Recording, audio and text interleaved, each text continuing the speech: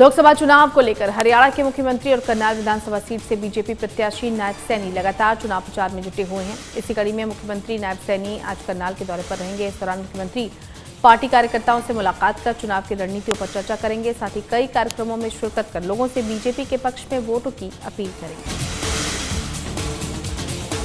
हिसार में जेजेपी महिला मोर्चा की प्रदेश उपाध्यक्ष रही राधिका गोदारा बीजेपी में शामिल हो गई हैं। हरियाणा के सीएम नायब सैनी ने खुद राधिका गोदारा को पार्टी की सदस्यता दिलवाई। राधिका गोदारा 2 बार इंडियन नेशनल लोकदल और जननायक जनता पार्टी में महिला मोर्चा की जिलाध्यक्ष भी रही।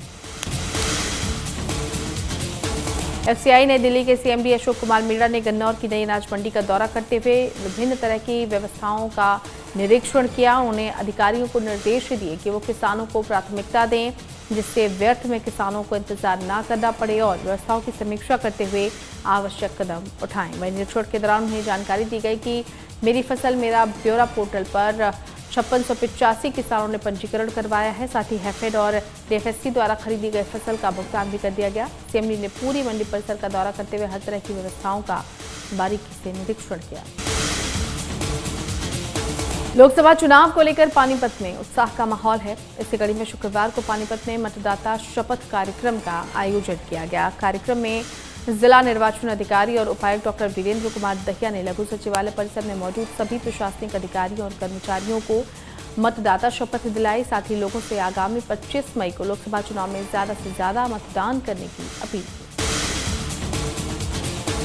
पलवल की हथीन अनाज मंडी में लिफ्टिंग न होने की वजह से किसानों के गेहूं की फसल आसमान के नीचे पड़ी है। इस वजह से किसान और आढ़ती परेशान हैं और इसी के चलते हथीन अनाज मंडी के आढ़तियों ने सामूहिक रूप से मार्केट कमेटी कार्यालय पर पहुंचकर रोष जताया। हथीन अनाज मंडी आढ़ती एसोसिएशन के प्रधान सुखबीर सिंह के मुताबिक 2 अप्रैल से अब तक 2 लाख क्विंटल से ज्यादा गेहूं की खरीद मंडी में हो चुकी है, जिसमें से मात्र 15,000 क्विंटल का ही उठान हुआ है। गेहूं का उठान न होने से सैकड़ों किसानों का भुगतान नहीं हो पा रहा। हालात ये हैं कि खरीदा गया गेहूं मंडी के प्लेटफॉर्म और फड़ों पर पड़ा हुआ है।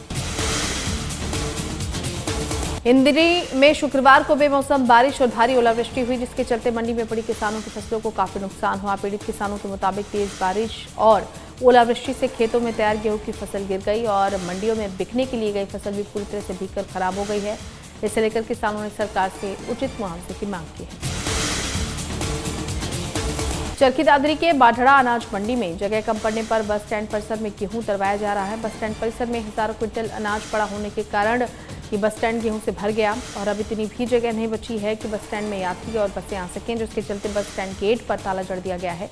वहीं शुक्रवार को गेहूं लेकर पहुंचे किसानों का गेहूं मंडी में नहीं उतरवाया गया, जिसके बाद नाराज किसानों ने बाढ़ड़ा सतनाली सड़क मार्ग पर ट्रैक्टर खड़े कर रोष जताया।